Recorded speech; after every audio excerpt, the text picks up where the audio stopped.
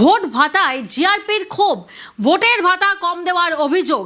কোচবিহার দক্ষিণের ডিসিআরসিতে বিক্ষোভ, 2000 টাকা দেওয়ার কথা থাকলেও না দেওয়ার অভিযোগ।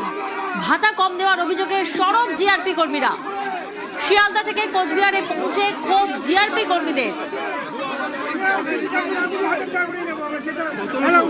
শুভঙ্কর প্রতিনিধি আমাদের সঙ্গে রয়েছেন। শুভঙ্কর, ঠিক কি ঘটনা ঘটেছে, কি অভিযোগ সামনে আসছে?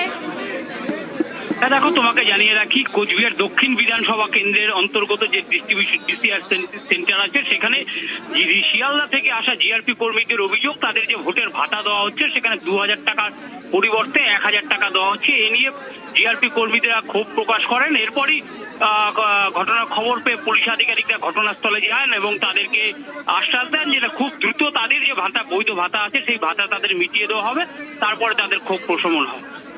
বেশ,